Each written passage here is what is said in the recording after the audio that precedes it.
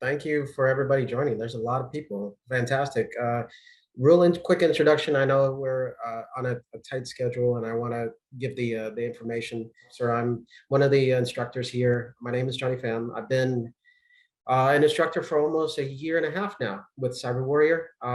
Prior to that, and well, currently I work as a category manager in infrastructure and CIS, which is CIS stands for Cyber Information Security Systems itself. I'm in the field.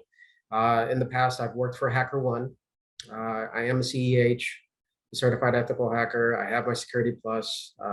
So all of the things we teach within CyberWarrior, I do have. And Mr. Edwards is right. As you follow through this presentation, and hopefully you follow through and join one of my classes, I hope to meet you in the field one day and help you the best way I can. I really do care about my students. I mean, I do this in addition to a regular job. I do serve in the Navy Reserve as an officer as well too. So I'm a little bit everywhere, but I enjoy teaching the most. So that being said, Mr. Isaac and I will take you through the journey of ransomware itself. So questions, comments, concerns, anything like that, experiences, please hold till the end. Happy to listen to anything on that. So I'm going to go ahead and start this presentation. So bear with me as I get this started. All right. Again, ladies and gentlemen, thank you for joining me today for this. So ransomware, it is everywhere. My company goes through it every single day. Every organization goes through it. What is it? Well, it's a couple of things. It is a type of mechanism that actually does get into your system, invade your systems, and hold encrypted data or data that's intellectual property to your company or about your company in a way that you have to pay to get it back. Has it happened to me in any companies I've worked in? Yes. Have I been involved in ransomware retrievals? Yes, I have. My time with H1, I was involved in many of them, actually. It's not fun.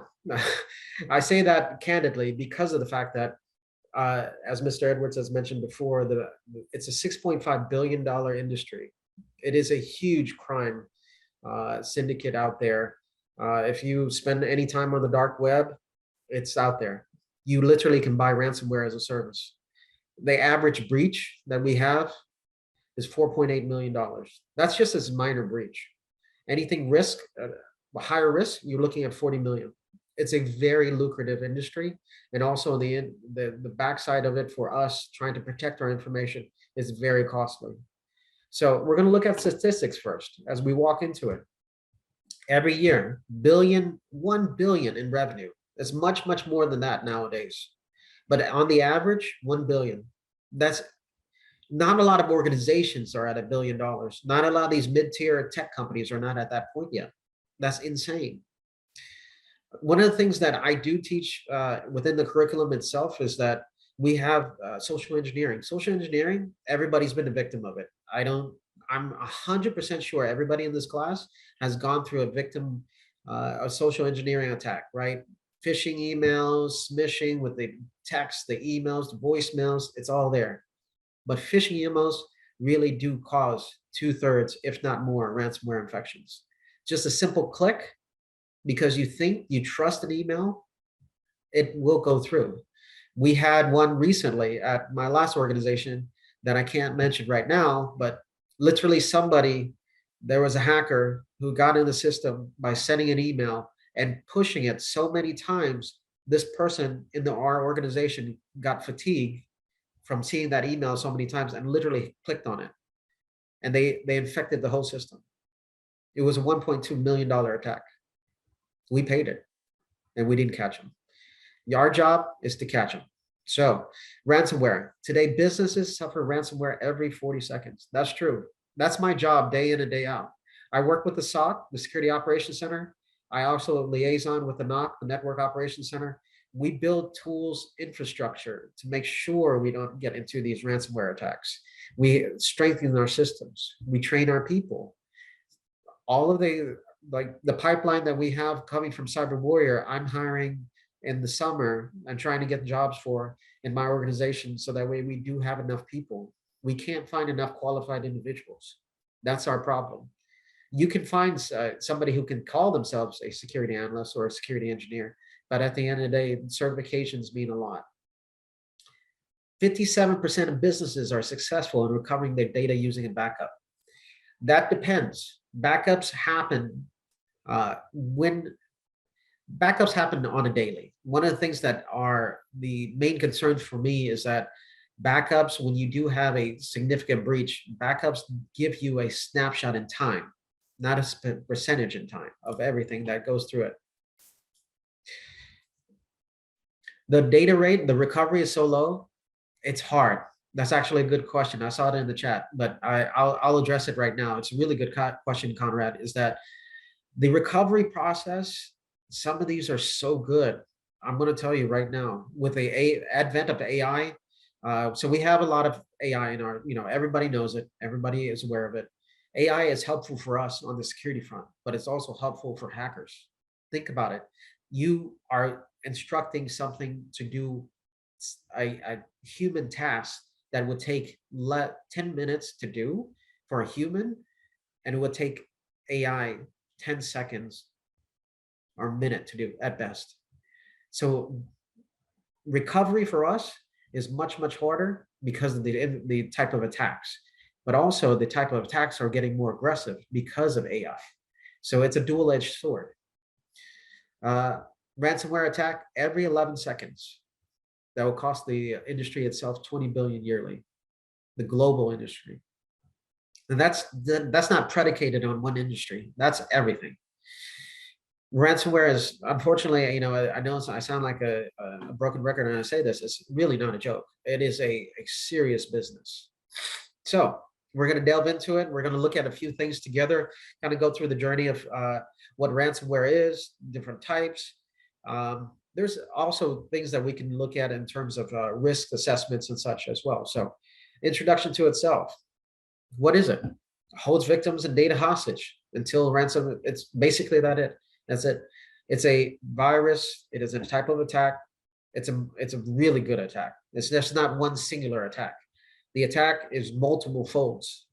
That's within pen testing itself. Pen Test Plus, which we teach, is that you go through a methodology on not just one mechanism of attack. You go through multiple mechanisms of attack. You're part of a team. Not one person does this by themselves, by the way. This is not one hacker that's ingenious. There may be, don't get me wrong, but you have to build other infrastructure. So it may be one hacker with a lot of bots, or it's a team of hackers that are very calculated in what they do. But basically, infiltrating, seizing the information, locking it up, you won't get your information, and it's intellectual property. Things that make literally is the source of your income for your organization. If you don't pay, you'll never see it again. Or it's distributed on the web, and then you'll lose your company forever. Ransomware itself, right? Type of malware locks up the victim's data. Computing device threatens to keep it locked or worse unless the victim pays the attacker. So we've discussed about this. You do have a time constraint, as in this wonderful graphic on the left-hand side, which I enjoy actually. You do have a time limit. When we were hacked and ransomware was installed, we had 24 hours. They were generous in 24 hours to come up with the money. We are outside pen test team, our vulnerability discovery team, they could not break it. So we had to pay them literally in the 23rd hour, and they released it. Will it happen again? Not sure. That's where we need individuals like you to come in and help us build the next generation of tools. We're doing it now, but we need people to help do that in the process. So in this self, you can see a very drawn and very concise picture of what a ransomware incident is, right? It is a very similar to what we call the cyber kill chain. There is a bit of reconnaissance associated with this, right? As a hacker, one of the things that from my viewpoint as a pen tester and CEH, I look for opportunities. Opportunities are weak points in the organization. So weak points are called vulnerabilities in our field. As you find more vulnerabilities, those are your gateways. Being able to find gateways allows you to get into the system and be undiscovered for a while. Same thing with ransomware. They do a reconnaissance. So The life cycle starts from initial access, getting phishing credentials, password cracking is a little bit more automated nowadays. Literally, you have a bot, an algorithm or a bot to do that. You find a vulnerability, as I described before, right here, and then you find a way to get into the system. Now, a lot of systems are build versus buy, which I discussed in our classes. How a lot of organizations build their own. Building out infrastructure is great, but also a curse because a lot of it's legacy type of systems. And that's my favorite target, legacy to systems, because they don't have any more software management or vulnerability patches or security updates anymore. Once you find, well, once the hackers find the vulnerability, you launch an attack, whatever it may be, right? In this case, ransomware. You target the area. It's usually, if it's ransomware, it's going to be financials, right? Financial system of records, anything of that nature that has customer information, very sensitive information, even employee data with social security numbers and such. Once you get that, you deploy the attack. Well, they deploy the attack. They seize command of it, and basically, they have your data. And consolidation preparation, that's all the process of the attack mechanism. And then the target impact itself is exfiltration. Exfiltration is what they're after. They're not really trying to destroy copies unless it's a hacktivist group, right? Hacktivist groups are really groups that focus on hacking for political agenda, whatever it may be. So exfiltration, that's a breach of data. Encryption of data, that's ransomware. Basically, they're taking your data, they're encrypting it, you pay now or never see it again. It looks very simple, simplistic, drawn out here. There's a lot of convolution in terms of how the lines are, right? But at the end of the day, it's initial access point reconnaissance, preparation, command and control, and then your target impact. And your target impact for them is X amount of dollars from your organization. For us, is trying to get that back. The ecosystem itself, there's a lot of pieces within an e-crime ecosystem. Here's a broad review of it in terms of services, distribution, monetization. There's so many ways to look at it. You can look at DDoS tool. So we're going to pick through these, and we're not going to go through them line by line, but crime as a service, ransomware as a service, of course, hardware for sale, web injection kits. These things exist. They do exist. Even those skimming things, the NFC skimming kits, right? You have these devices where you can hack. They're called flippers. You can buy them literally online. You can buy flippers online and try to start hacking. You can hack vehicles. Believe me, I've tried. It's my job to try. But at the end of the day, these things are out there, and they live anywhere from the dark web to literally mainstream. Distribution itself, you're looking at spam email, social engineering, exploitation, social networking. That's the thing. We live in a world where we share everything. Social network is everywhere. So that's the easiest way to do reconnaissance and also deploy an attack on somebody. Believe me, if you put your business out there, it's going to be found some way or somehow. So it's inevitable, to be quite fair. And monetization from it, dump shops, money laundering, wire fraud, ransom payments, extortion, cryptocurrency. You could literally hack crypto mining farms, ship that whatever you can hack off of that into a offshore account, and they won't be able to catch up with you until 6 to 8 months later, and then you're gone. You can cover your tracks. And I say you, but really these are the hackers. But the thing is you as pen testers, hackers itself, certified ethical hackers, which we call pen testers, penetration testers, you will learn how to do this. And that's the thing. That's called red teaming, where pen testing itself, but also the blue side, which we're trying to defend. And also the purple team in general. Purple is a combination of both. So things like this you learn within CyberWarrior, but also I take the time to teach you outside of class and involve you into a lot of these talks and meetings that we have for the different organizations that I'm part of, and also the different as CompTIA members, you do get meeting invites to certain things because CompTIA is one of the major certification fields that we offer here, and other avenues as well too. So they're literally, Forrester is a huge organization that does these rankings, reviews, white papers. Basically, they're a source of knowledge for a lot of things. Even for me, I go to Forrester for vendor reviews, vendor lookups. Same thing with what is it, Gartner's Quadrant. I go through that as well too. So there's a lot of information that is in Forrester, well-renowned, well-respected. Here's a response workflow. Literally, this is an incident response. So when we have an incident, in our curriculum, we teach something called Incident Response Plan, IRP. And incident response management is how you respond to any incident. More than likely, it's going to be a ransomware infection. So we are part of a team. If you join our organization, you're part of an IR team, you're a CSIRT team, Cyber Incident Security Response Team. And basically, at the end of the day, you're on call to make sure that you have the opportunity to help and remediate it. You're not on call 24/7. You're on call for that time period, 30 days, 14 days, whatever it may be. But this is a workflow, very similar to what we teach in here, but it's different in the aspect that it's more focused within incident response for ransomware, right? You have decryption keys. You also have cryptocurrency, because a lot of these do demand payment for Bitcoin, not so much on the altcoins, but a lot of Bitcoin, right? And they stipulate a time frame because the volatility of cryptocurrency, especially Bitcoin. So that's why it's very sensitive, and this very time inclusive for us is that we want to push to make sure that we get our information back. Will you always pay?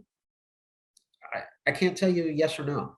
My experience so far, I've only had, in my time between the military and here, I've only had one instance where we didn't pay, and that was literally somebody who was really new to the game, and was what we would call a script kiddie. He bought a script and tried to run it, and we debugged it in less than an hour.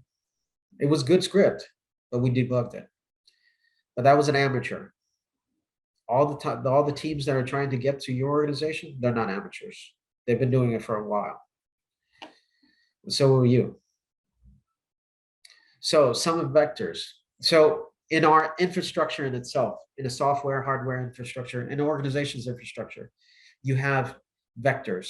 What we commonly, if you hear words like attack surface vector or attack surface management vectors itself, those are the things that are within the infrastructure that could be attacked. So ransomware in general looks at some attack vectors. We look at phishing emails, which we talked about, social engineering as itself, OS and software vulnerabilities. This is the key, right?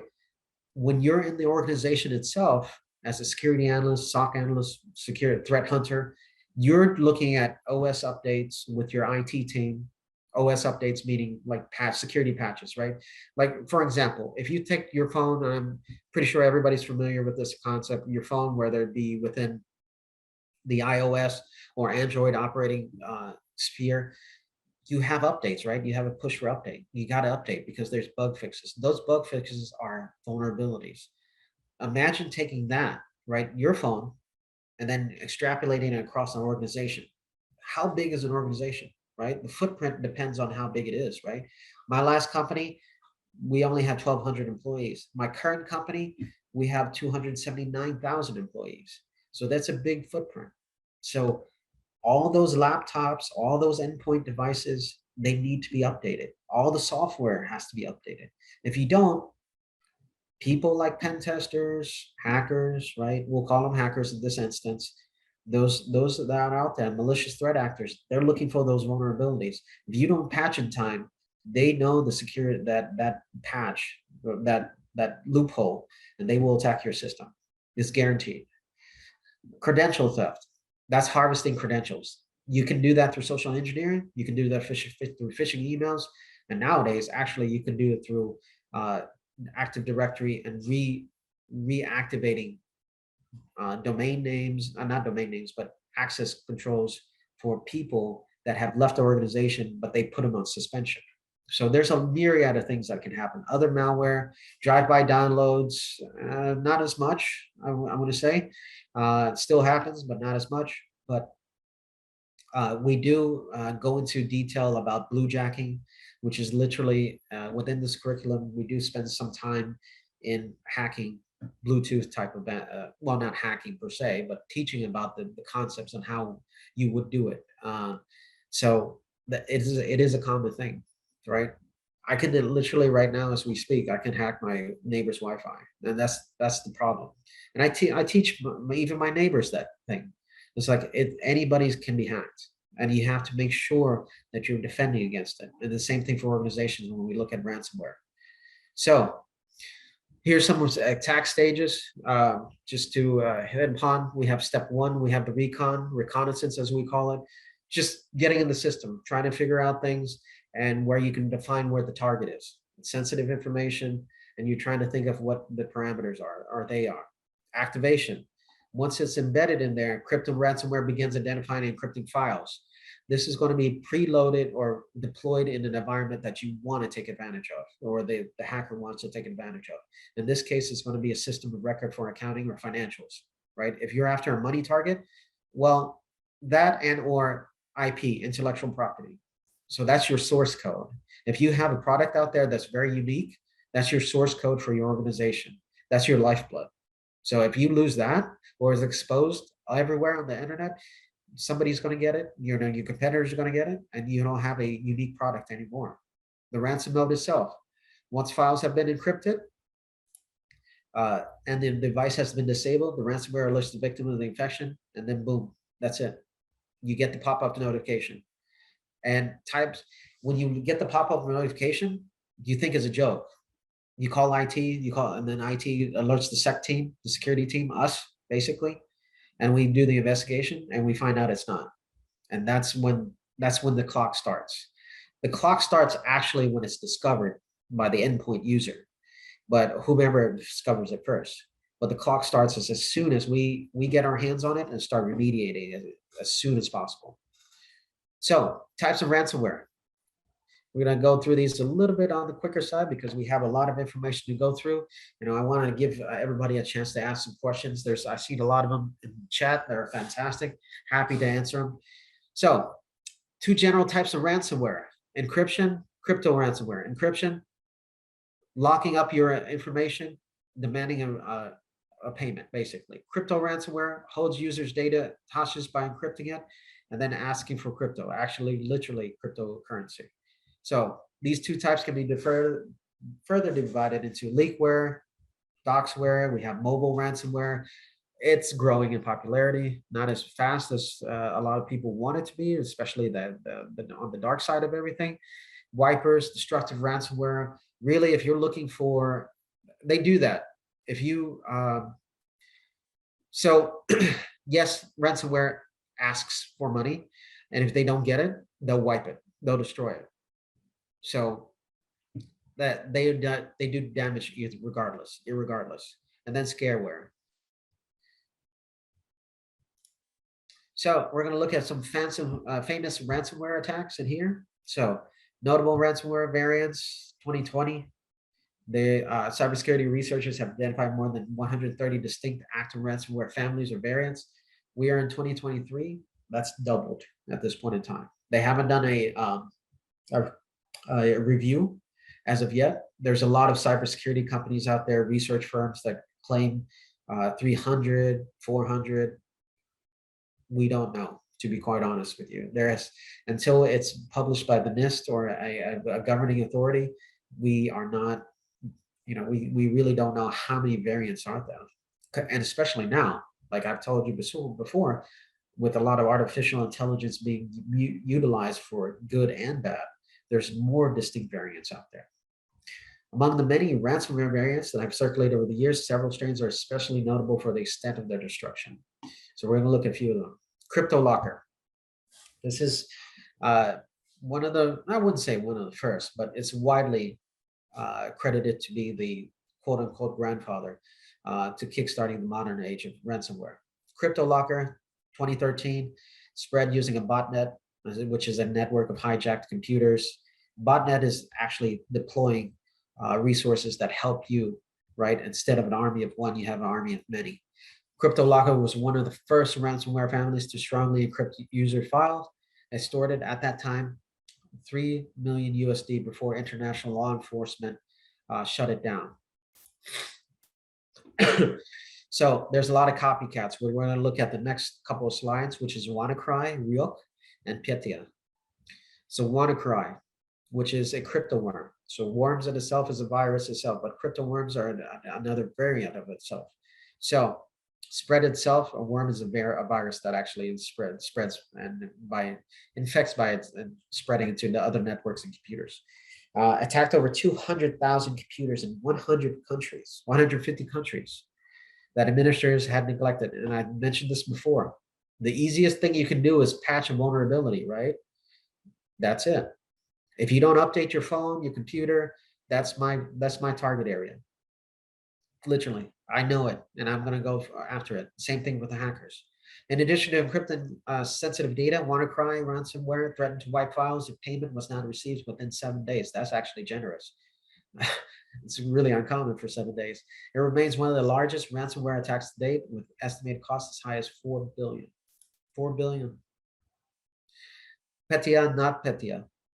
Unlike other crypto ransomware, Petya encrypts the file system table rather than individual files, rendering the infected computer unable to boot Windows.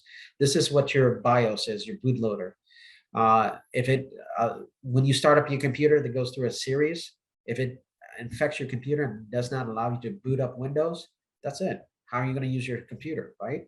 A heavily modified version, NotPetya, was used to carry out a large-scale cyber attack against Ukraine in 2017.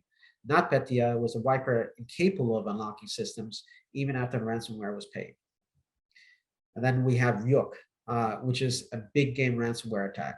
So they don't go for anything less than $1 million. I think nowadays less than 10 mil. Locate and disable backup files and system, restore features. A new strain with crypto worm capabilities was discovered in 2021. These are just the ones that are known. Imagine the ones that are not known, right? So DarkSide. DarkSide is still out there, and it is one of the major groups. They're actually part of what's going on with Russia and Ukraine conflict as well right now as we speak.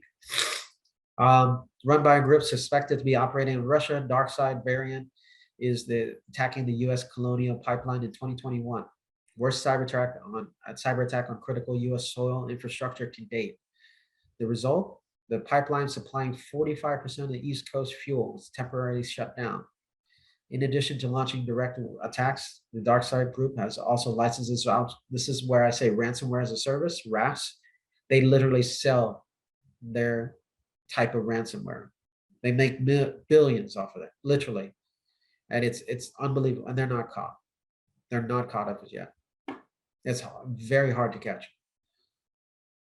Locky is another one. Infects macros and email attachments. You have Rebel, pseudonymously. Ransomware as a service, again, double extortion attacks behind the 2021 attacks against the JBS USA and Kaseya Unlimited. So that was a lot of information, right? Those are things that are existing in the dark web. So we're going to look at ransomware, how you can prevent it, and then we're going to go to Q&A after this. So ransomware, what can you do to prevent from falling prey to ransomware itself? Check emails, for God's sakes. I mean that, right? Don't verify your sources. Any of you work in an organization, you have gone through security training, just don't do the click-throughs in security training. Really pay attention. As future security professionals, security, pen testers, analysts, don't arbitrarily click on something. Find out if it's valid before you do anything. Back up your files, autosave functionality, but also have a backup, right? Are you backing up everything to your cloud?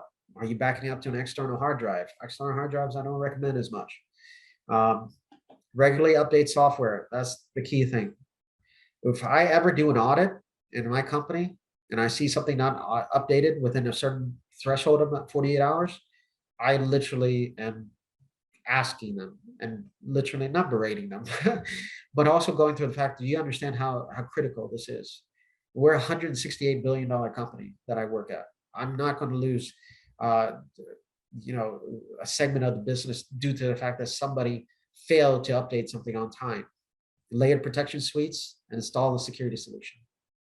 Easier said than done. There's so many security solutions out there, but you have to have at least one. And that, ladies and gentlemen, was ransomware. So a lot of information in a very short amount of time. So I am going to leave it up for questions, Q&A. Mr. Edwards, the floor Yeah, is Johnny, we had, I don't know whether you answered this already, but there was a question from Conrad early on. Why is data recovery rate so low? Yes, sir. I answered it, but You did. Okay, I'm sorry. Yeah, no, but it's a great question though by Conrad. Why is it so low? It's hard to recover. These attacks, I'm going to tell you, you have to be extremely skilled and have the tool set to do it. We give you the foundations to do it. As you grow in your career, you become very sharp. And like anything else in life, you acquire skills, you sharpen the knife as you go through more experiences. So anyways, a lot of these systems, they exploit known vulnerabilities. Right. What questions do people have? Other questions about ransomware, about the delivery? This is similar to what you would get in a class, though I will add that because this is a snapshot, you build what you're hearing today, you build on it, but it's also a part of the building block for stuff that preceded it. I promise you, I'm pretty sure that many of you are going to leave here scratching your head a little bit in terms of, okay, what does this all mean? Within the context of an entire 28-week boot camp, those head scratching moments are minimized dramatically. But this is this is a sense. Johnny, what would you suggest is the best way to reduce ransomware attacks? Security training. That's what I preach in my organization. I mean, I talk to the CISO, Chief Information Security Officer, on a daily basis, and he's always asking me what's out there that we can look at. He's always asking for tools, right? Because that's my job. I buy SaaS solutions for the security infrastructure, and rationalizing our infrastructure. But the thing is like they're your number one. You can buy the best class and tools, but if you don't train your people, that's the thing. You're going to lose every single time because it's not being belligerent to not following through with company guidelines. It's being naive, right? You don't understand. You just click on something that you think, oh, it's safe, which really is not. So security training awareness, that's the main thing. I can take an email list from everybody in this and try to social engineer an attack, literally, and find out a few things or get some reconnaissance out of them. So that's the problem. And where in our program is ransomware education most found? We have a module that it's actually split up in a few modules. So it's actually called out in penetration testing itself, which Pen Test Plus. We do have something called malware analysis, where we go in depth in different types of attacks and tools. We do go through ransomware and malware analysis, which is going to be delved into other modules that we do. But malware in itself covers the ransomware, Bluetooth types of attacks, and also other attacks that we talk about. Okay, and that's preventative, obviously. Do we have and mitigation? Do we have parts of our program that talks about what people would do in response to a ransomware attack? Yes, sir. It's called incident response analysis, or the module itself. So the response, the training itself is the malware, the situational awareness, And actually, we go through labs that kind of teach you how to do it. Not a full ransomware, but an attack. And then the con, you know, the converse, I guess we would say, is we have incident response in itself, which actually ties into how to prevent and how to respond to that type of possible attack. And our labs, Yes, sir. how Our does a labs are student, very, how does a student very utilize the labs to make sure they understand the to understand the concepts? Yes, sir. So like Mr. Edwards is saying right now, is like we go through a lecture, right? What we experienced here, but you go through a hands-on. The hands-on is everything that gives you the opportunity to understand. I can read these things to you and explain through experiences and teach you, but when you get the hands-on in our lab environment, that's what solidifies your understanding of this. So we spend a lot of time in labs. The labs are literally simulations that are not too different from a real world scenario. So I go through the same things in my SOC when I speak to my SOC members on a day-to-day. It's no different. There's a little bit of nuances, right? We're looking at different levels, right? In terms of cost or organizational structure, whatever, but the concepts are extremely the same. It mirrors over. Okay, I'm going to encourage, there are questions in the chat. You guys don't be afraid to ask the questions verbally rather than putting it in the chat. I often say, you know, if you're in an interview, a job interview, when you go through a program or anything, do you put your questions to the hiring manager in the chat, or do you ask them directly to yourself? You know, I would, you know, Conrad's got a question here, and if I butcher it, but how do you keep up with security updates? What do you do when there are hardware or software requirements that hold you back from upgrading? Holding you back, it should not be holding you back. So if you are working, it's a fantastic question, and I see one from Anne as well too. So I'll address that to you, Anne, right after this. Is that hardware updates? That's hard, right? Now you're looking at peripherals like firewalls, stuff like that.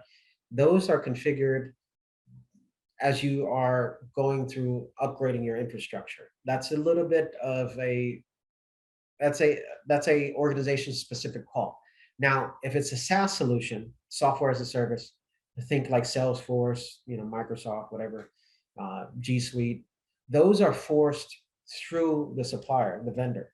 The vendors give you updates. Your updates need to be fed into the IT department. That IT department needs to be on it.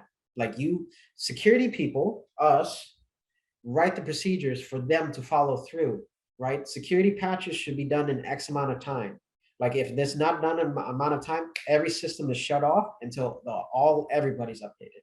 You know, like everybody has their laptop and say, well, security update, you had to do it, and then everybody hits snooze. I don't care what, I don't care if you say you don't. I'm pretty sure everybody does. So snooze for 15 minutes, whatever, because you're working on something. But that snooze becomes 3 days, 5 days, 30 days, and you don't patch it, that's an attack vector. So make sure that you have a policy and you follow through with you, like the organization follows through. You guys will be leaders. Whatever industry you choose to be in, you will be leaders. So make sure that you have policies and procedures clearly defined. And that's the thing. It's easy to do it. It's so super simple. They do it for you. You just gotta literally press a button, and nobody does it. You have an answer, Fran? A particular brand against the no. No, No. There has to be a holistic ecosystem, right? There's your security endpoint tools, your monitoring tools. You have API security tools. So it's not one tool that protects all. It's an ecosystem that protects everything. So okay. Yes, sir. Hey, I want to answer Ann excuse me, Ann Hewitt's question a little bit. You know, universities are prime targets for ransomware attacks because you have a tremendous number of employees. You also have a tremendous number of students who are not paying attention to this stuff at all. There you go. They're clicking everything, and you know, I won't go into student behaviors, but the trick is, and Johnny touched on it a little bit, and you can deploy all the best software, preventative software in the world, but it's about training. it's about people taking this seriously. And we work with a lot of organizations on different training systems, so that there are people from the top all the way to the bottom, and at a university, from the college or university president all the way down to the freshmen who are just entering the campus for the first time. You got to train them. If they aren't paying attention to what they're doing, ransomware is going to be rampant. Now, universities do a pretty good job with two-factor authentication and other things, but if the people aren't utilizing the software and other systems that are in place, you're in trouble. And that's why I always encourage, and I know this sounds like a sales pitch, and maybe it is a little bit, you got to make sure that people are thoroughly trained, and awareness is there.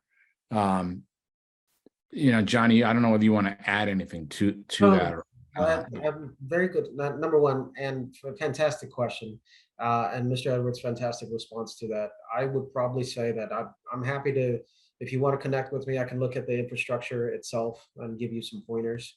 The main thing is, it's, again, you can't have a specific tool for everything. You have to have an amalgamation of tools together. And Mr. Edwards is right. It's about training for the students, but I would say, being a DoD employee, a lot of the infrastructure is legacy type, and it's not updated. It's current, and you're shaking your head. I feel your pain. I believe you. Believe me, and I feel your pain.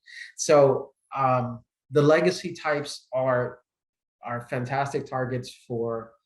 I'm saying that, I'm sorry, but as a pen tester like myself, or the CEH, it's legacy systems do not have patches. So being able, and universities are just like the DoD, the government, anything funded governmentally or federally is going to take time to catch up with current state, right? So having processes in place, so those gaps, right? If you have a legacy system and you're going to replace it in 5 years, what types of gaps are identified from those legacy systems in terms of vulnerabilities? And if it's email, API security, or something like that, you have to buy the associated tools, or in some cases, you have to build the associated tools, and that's with your team itself. But again, yeah, let me jump in, Johnny. And I have a question for you. Does your university have a cybersecurity program that they offer as part of their curriculum? We don't have a curriculum, if that's what you mean, a course of study, but we have our cyber team. So yeah. Well, the point I was going to make is that a lot of places that have curriculums, and so they have students that are studying the cybersecurity, they utilize those students sort of in a lab environment to work with the campus wide to make sure that the right software is being utilized, and awareness across campus is maximized. So it's a practicum, almost taking the theoretical that you learn in any educational component to practical experience. And that's a world of good. There are other universities, and this is oftentimes in conjunction with curriculum, but doesn't necessarily have to be. They'll latch onto the gamified learning that is the rage these days, and provide competition for people across campus who can do X best or fastest or whatever, and they give $50, $100 Amazon gift cards or what have you, so that everyone is focused on it. And the motivations, you don't have to be necessarily motivated by, I want to protect the world from cybersecurity. If your motivation is, I want a $100 gift card from Amazon because I'm a poor college student, who cares what the motivation was? It's gonna improve the cybersecurity defense mechanisms at the college, and it's also going to hopefully create habits among the students. The last thing I'll say is, and again, I don't know what you do at your university, but CyberWarrior has a program called Gotfish. It was a program that was created at Dartmouth College, and we own the license to that. It is a great mechanism to to educate and inform a place like a college campus on best practices, so they know what they're doing well, they know what they're doing less than well, to try to use a politically correct, rather than saying, oh, they're horrible at something, what they can improve upon. But I would love to have a follow-up conversation with you about that if that was of interest to you, because it really is about awareness, about habit building. We are a habitual people, and it's like going to the gym. You go to the gym once and it's not working out. It forms a habit, and all of a sudden you think you're going all the time, and you're like, oh, I can't imagine life without doing that. And so these types of competitive systems are the same way. So if you want to have subsequent conversations, that would be great. I would also encourage you to have a cybersecurity curriculum at your university. And I don't know whether you're the type of person who can snap their fingers and make that happen, but let's talk more about different things universities can do offline. Other questions? No. It's 1:00. We usually do a Cahoots now. I don't know whether we're going to have time, because my guess is we're going to start to. Otherwise, we're going to start to lose people, because they're going to get back to their lives.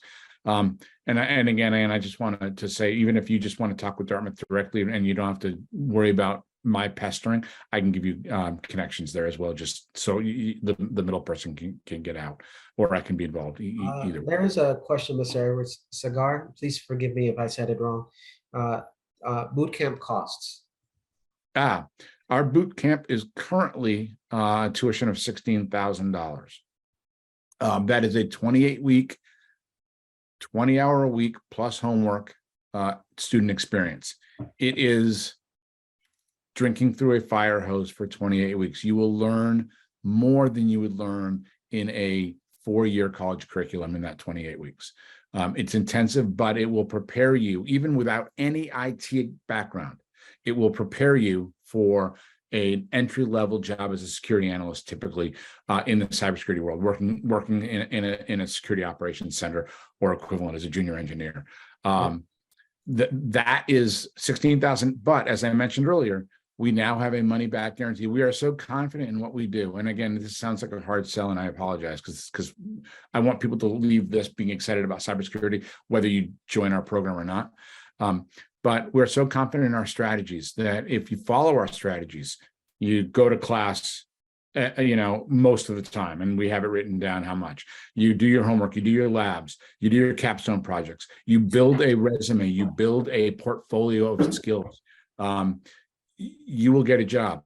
We do every Wednesday. We have what's called Career Ambassador Wednesday, 8:00 Eastern time. We bring all the different cohorts in, and we introduce them. I think Johnny mentioned it, to a leader in cybersecurity. Yesterday, we had the deputy CISO from NCR, which is a point of sale transaction company. Yeah. Huge global company, and he was the deputy CISO. I was exchanging messages today with the deputy CISO at Microsoft to get him into the program.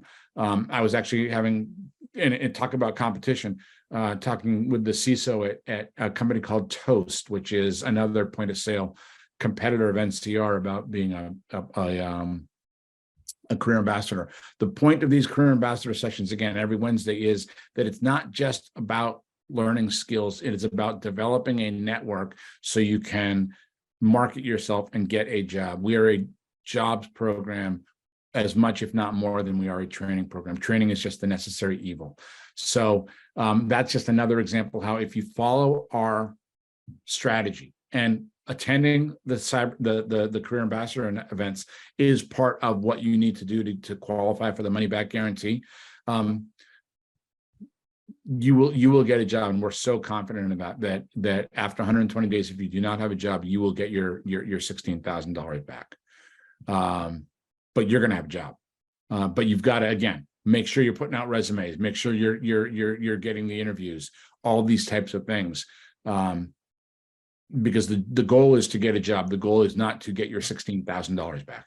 You want a job long before 120 days is over. So long-winded answer, $16,000 right now. And we have different financing options that Clara or me or whoever is happy to talk with you about. We have loan partners. We have a self-financing program. However you want to do it, but it is your pathway to a career as opposed to just a job. It is a very lucrative field. It's rewarding, and you never want to do anything just for money. It's just painful when people just do it for the money, even though it does happen. But it's incredibly rewarding. And again, it's a career where you will quickly climb the ladder if you're any good at what you do, because people poach, and that's why the salaries are just stupid high, because you're doing something for a year and someone's going to say, hey, I want to double your salary if you do X, Y, or Z. The money's amazing. Typical average entry-level salary is in the $82,000 a year range. Again, that's average. Some people make more, some people make less. That's the nature of a job search. Some people, if you follow our systems, you will start your job search long before the training program is over. And that will get you on the path. So hopefully you're working, or you have an offer at, if not before, your date of graduation. We also train for 3 globally recognized certifications, just so people are aware: Security Plus, Security Plus, Cloud Plus, and Pen Test Plus, which are 3 CompTIA certifications that are again globally recognized. Yeah. What type of certifications will you get at the end of the 28 weeks? If you do everything according to plan, I know it's a hacker cert is one, right? Yeah, you get the CyberWarrior certificate of completion, which outlines all the different things you've gone through: vulnerability management, incident response, malware analysis, packet analysis, etc. But you are also trained, and we don't just hand them out. You got to pass the exam, but you're also trained for Security Plus, Pen Test Plus, and Cloud Plus. Now, the beauty of this program is that both the curriculum licenses and the cost of the vouchers are baked into the tuition. It's not, oh, and now you got to go buy this. It is part of the tuition. So there's no, yeah, I can't afford the curriculum or the voucher. It's baked in. But if you study real hard, and we give a little bit of extra time for those certification curriculum deliveries, then you will leave either having passed those already or getting ready to take the voucher or the exam using the voucher. But they are all globally recognized. Probably the one you're going to use most out of the gate will be Security Plus. Depending upon what you've done in your past life, maybe Pen Test Plus. Again, the guy that I was talking to at Toast yesterday, they are 100% cloud-based. So having a Cloud Plus certification would be a bonus for a company that is 100% in the cloud. So those are the ones you get. Awesome. Thank you so much. Is there an extra cost? Do we have to pay extra to take the test, like the $100 fee? That's all included as well. What happens is we have a form that you fill out when you're ready to, you get the license as part of the classroom delivery.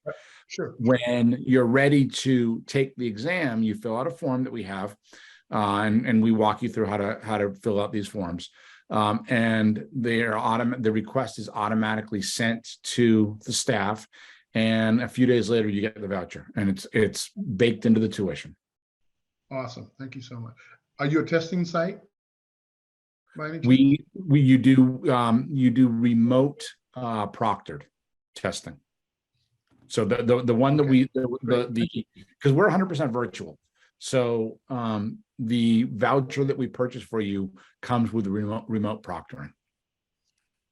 So what you're saying is, if I'm in Boston, I can't come to visit you guys. You can. You can create a Zoom or a Teams meeting with me anytime you want. But no, we are 100% virtual. We were a live organization, and then COVID came, and we realized from COVID that we can do just as effective a job, and we can train people on a national scale rather than just in Boston or just in Chicago or just in Atlanta, wherever. And you don't have to worry about leaving your job, getting to a site 5 days a week, and then getting home.